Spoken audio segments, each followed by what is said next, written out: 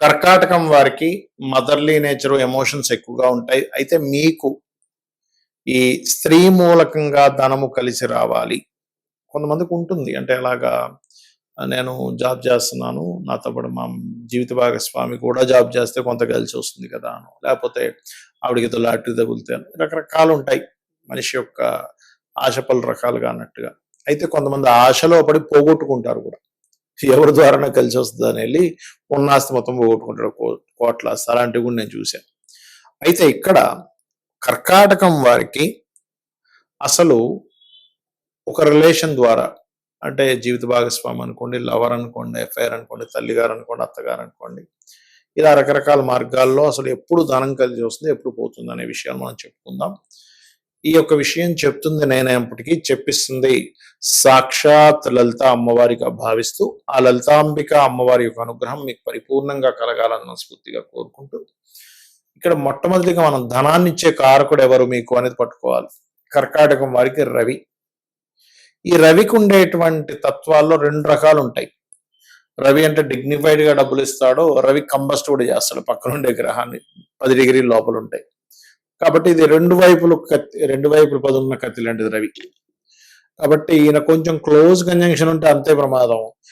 ఈయన ఒక డిస్టెన్స్ లో ఉంటే పర్లేదు. ఎలా అంటే రాజు పక్కన మనం ఉంటే రాజుకి ఆవేశం వచ్చినప్పుడు పొడి చేస్తాడు, ఆనందం వచ్చినప్పుడు నగిచ్చేస్తాడు అనమాట. అలా ఉంటుంది పరిస్థితి. కాబట్టి ఇప్పుడుండే పరిస్థితుల్లో ఈ సంవత్సరం నవంబర్ వరకు కొంచెం ధన విషయాల్లో మీరు జాగ్రత్తగా ఉండాలి ఎవరికైనా. అయితే మనం కాంబినేషన్స్ చెప్పుకుందాం. ఇప్పుడు ఉదాహరణకి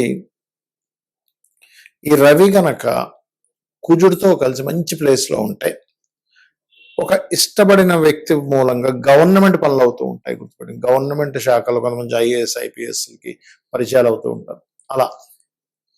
అలా కాదండి, నాకు జీవిత భాగస్వామి వచ్చినప్పటి నుంచి బాగా కలిసి రావడం జరిగింది అంటే శని రవి కాంబినేషన్ మంచి ప్లేసెస్ లో ఉండాలి. మళ్ళీ పోయి అదేదో పోయి పాపగ్రహాల మధ్యన ఉంటాయి కదా, పాపకత్తెరలో ఉంటాయి కదా. శని రవి కాంబినేషన్ జీవిత భాగస్వామి ఎంటర్ అయినప్పటి నుంచి వస్తుంది కర్కాటకం వారికి. మరి అదే క్లోజ్ కంజంక్షన్ ఉంటే మళ్ళీ రాదండి. క్లోజ్ కంజంక్షన్ ఉంటే ఏమైపోద్ది అంటే కుటుంబ సభ్యుల యొక్క ఒత్తిడి వల్ల జీవిత భాగస్వామి మిస్ అయిపోద్ది. అంటే ఇంట్లో వాళ్ళు ఏదో అనడం, మీ కుటుంబంతో నేను కలిసి ఉన్న వెళ్ళిపోవడం జరుగుతుంటుంది చూసారు అలా. మరి అత్తగారితో కలిసి రావడం కూడా కుజుడితో ఉంటే, బుధుడితో కలిసి ఉన్నాడు ఉదాహరణకి రవి బుధుడు, బుధాదిత్య యోగం అంటూ ఉంటాం కర్కాటక లగ్నానికి. అప్పుడు మామయ్య ద్వారా, అది స్త్రీకి కావచ్చు పురుషుడికి కావచ్చు, ఒకరికే చెప్పట్లే. కొంతమందికి ఎలా ఉంటుందంటే మా మామయ్య గారు రాస్తాండి అంత మాకు వచ్చేసిందండి, మా మామయ్య గారికి వాళ్ళ అబ్బాయి మీద పెద్ద నమ్మకం లేదా, అంత ప్యాకెట్లకి వాటికి విడిపోగొడతాడు, నా పేరు మీద రాశారంటది ఆవిడ.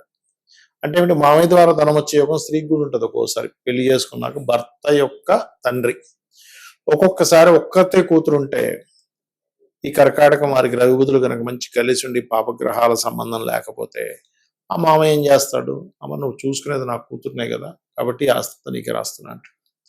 అయితే ఇక్కడ ఏంటంటే కాంబినేషన్ ఈజ్ మోస్ట్ ఇంపార్టెంట్. ఇది రాసిస్తున్నారంటే వాళ్ళు పిచ్చోళ్ళే రాసివ్వడం కాదు, ఇక్కడ కర్మలో ఉంటేనే.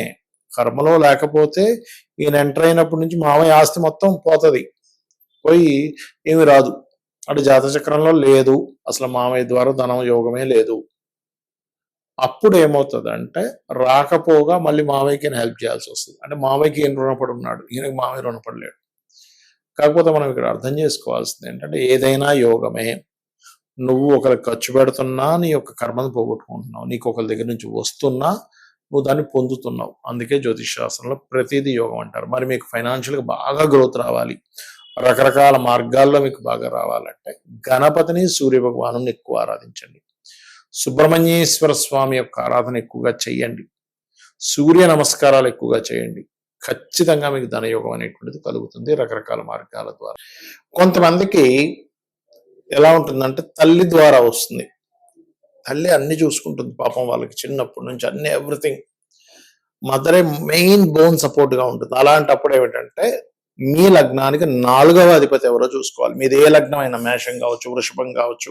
ఇప్పుడు మేషం అనుకోండి, చంద్రుడు ధనాన్ని ఇచ్చే కారకుడితో ఉన్నాడా? ఇక్కడ ఏంటంటే చంద్రుడు కనుక శుక్రుడితో ఉన్నాడు, ధనయోగం ఫైనాన్షియల్ గా బాగా మదర్ ద్వారా వస్తుంది. అలా కాకుండా ఈ అత్తగారి ద్వారా అప్పుడు 10th లార్డ్ అంటే దశమాధిపతి, మీ లగ్నం నుంచి దశమాధిపతి ఎవరు తద్వారా వస్తుంది, గుర్తుపెట్టుకోండి. కొంతమంది చూడండి 3వ అధిపతితో కలిసి ఉంటాడు, అప్పుడు మామయ్య ద్వారా వస్తుంటాయి డబ్బులు. అంటే ఏమిటంటే ఇక్కడ అదేదో వాళ్ళ ద్వారా రావాలని ఆశపడమని నేను చెప్పట్లేదు, మీరు వాళ్ళని పీడించుకొని తినండి అని నేను చెప్పట్లేదు, బాగా అర్థం చేసుకోండి. నా కాన్సెప్ట్ ఏంటంటే మీరు పూర్వజన్మల్లో వాళ్ళకి బాకీ ఉండడము, వాళ్ళు మీకు బాకీ ఉండడం. కొంతమంది చూడండి అత్తగారికి మొత్తం ఈయన చూసుకుంటాడు, ఎవ్రీథింగ్, ₹1 కట్నం తీసుకోకుండా, అసలు కట్నం అనేది తీసుకోకూడదు, కాకపోతే తీసుకోకుండా ఆవిడ వాళ్ళ పనులన్నీ, ఆవిడకి కావాల్సిన మెడిసిన్స్ కానివ్వండి, ఆవిడని చూసుకోవడం అన్ని జరుగుతాయి. ఎందుకంటే 10th హౌస్కి, అత్తగారి 10th హౌస్, 10th హౌస్కి రుణం పడి ఉన్నాడు జాతకుడు. కొంతమందికి భార్యని ఇంకా ఆవిడకి ఏం కావాలో అన్ని కొనిస్తూ ఉంటాడు. కొంతమంది ఇతను ఏ జాబు చేయకుండా ఇంట్లో ఉంటే భార్య మొత్తము కూడా సంపాదించి ఇతనికి ఏం కావాలన్నీ చూసుకుంటూ ఏమాత్రం కించపరచకుండా కూడా చూసుకుంటారు కొంతమంది. అది ఎందుకు అంటే కొంత వీళ్ళ మంచితనం ఉంటుంది అక్కడ, వీళ్ళు ఏదో పాపం గొప్ప విషయాల కోసం ట్రై చేస్తూ ఉంటారు, ఈ ఐఏఎస్ ఐపీఎస్ కోసం ఒక పక్క చదువుకుంటూ ఉంటారు, లేకపోతే ఈయన ఎంతో నిజాయితీగా వ్యాపారం చేసి కూడా నష్టపోయి ఇంట్లో కూర్చొని ఉంటే ఆవిడ అర్థం చేసుకుని పోషించవచ్చు. బట్ ఇక్కడ ఏంటంటే ఏదైనా కావచ్చు కారణం అక్కడ.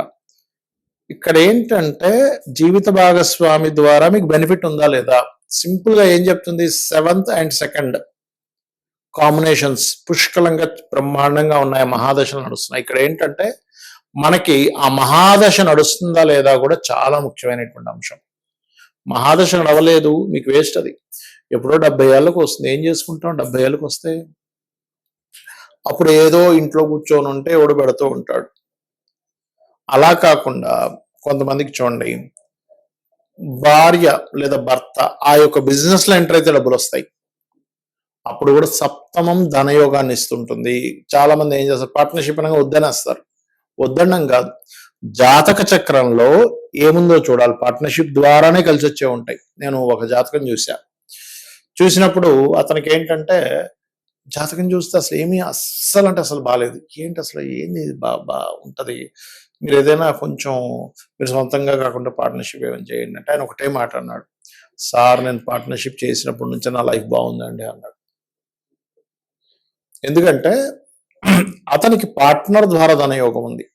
ఒక లారీతో ప్రారంభించాడు ఆయన, ఒక్క లారీతో ఇంట్లో ఉండే కొంచెం బంగారం తీసుకెళ్ళేదో లారీ కొన్నాడు, ఆయనతో పాటు ఇంకొక ఆయన కలిసి కొన్నాడు, 10 లారీలు అయిపోయాయి, కూర్చున్న దగ్గర లక్షలు వచ్చి పడుతుంది. అంటే ఏమిటి, అది పార్ట్నర్ ద్వారా ధనయోగం ఉంటే జీవిత భాగస్వామిని పార్ట్నర్ చేసుకోవచ్చు, బయట పార్ట్నర్స్ ద్వారా కూడా ధనయోగం వస్తుంది. అంటే ఇక్కడ మీరు అర్థం చేసుకోవాల్సిన విషయం ఏంటంటే ధనము ఏ రూపంలో ఉంది, ఒక స్త్రీ మూలకంగా ఉందా శుక్రుడు ఇస్తాడు, ప్రేమ మూలకంగా ఉందా పంచమం, ఒక్కోసారి పంచమం ప్రేమనే కాదు సంతానం కలిగిన తర్వాత కూడా డబ్బులు వస్తాయి, గుర్తుపెట్టుకోండి. అంటే మీకు ఆ పర్సన్ పర్టికులర్ గా ఒక మనిషితో యోగం ఉన్నప్పుడు ఆ పర్టికులర్ జీవుడు అక్కడే జన్మిస్తాడు, గుర్తుపెట్టుకోండి. ఆ సర్కిల్లోనే జన్మిస్తాడు, అక్కడ ఉండే దాంట్లోనే జన్మిస్తాడు, ఆ పర్టికులర్ స్కూల్కే వెళ్తాడు, ఆ పర్టికులర్ కాలేజీకే వెళ్తాడు, ఆ పర్టికులర్ జాబ్కే వెళ్తాడు, అక్కడ ఎవరో పరిచయం అవుతారు, లేదా ఆ పర్టికులర్ మనిషినే పెళ్లి చేసుకుంటాడు. బికాజ్ ఆఫ్ దాన్నే యోగము అంటుంది జ్యోతిష్ శాస్త్రం. యోగం అది ఇబ్బంది పెట్టేదైనా యోగమే అంటుంది, మంచిదైనా యోగం ఉంటుంది. ఎందుకంటుందంటే ఇబ్బంది పెట్టేదైనా యోగం ఎందుకు అవుతుందంటే ఇబ్బంది పడుతున్నావు నువ్వు, కానీ కర్మని తొలగించేసుకుంటున్నావు. సో కర్మ తొలగిపోవడం కూడా యోగమే కదా, మంచి కూడా యోగమే, ఎందుకంటే నీ కర్మని అనుభవిస్తున్నావు, రావాల్సిందని అనుభవిస్తున్నావు, నీ కర్మను తొలగించుకుంటున్నావు, కాబట్టి 2 యోగాలే. అయితే ఇక్కడ చాలా మందికి ఏమండి మాకు పార్ట్నర్స్ ద్వారానో లేకపోతే ఎవరి ద్వారా రావాలనుకుంటున్నాము అనే ఒక చిన్న ఆశ ఉంటుంది. అప్పుడు ఏ గ్రహం ద్వారా అయితే పాడై మీరు ఇబ్బంది పడుతున్నారు ఆ గ్రహానికి దానం ఇచ్చుకోవాలి. అంటే ఉదాహరణకి రవి ద్వారా కంబస్ట్ అయింది, గోధుమలు దానంగా ఇవ్వడం, సూర్య నమస్కారాలు చేసుకోవడం. చంద్రుడి ద్వారా అయింది, అయితే చంద్రుడి ద్వారా చంద్రుడు స్పాయిలే కనుక శుక్రుడితో ఉంటే మీకు చాలా అంటే చాలా మటుకు స్త్రీల మూలంగా నష్టపోవడం జరుగుతుందండి. రావడం పక్కా పెట్టండి, ఎవరో పరిచయం అవడం మనం చూస్తూ ఉంటాం, ఫేస్బుక్స్ లోని ట్విట్టర్స్ లోని ఎవరో పరిచయం అయ్యారు, నేను ఇంక ఇండియాకి వచ్చేస్తున్నా అని చెప్పారు, తెర చూస్తే వాళ్ళదేదో మన ఫ్లైట్ ఎయిర్పోర్ట్ లో బ్లాక్ అయిపోయింది, ఆ డబ్బులు కడితే కానీ అది రాదన్నారు.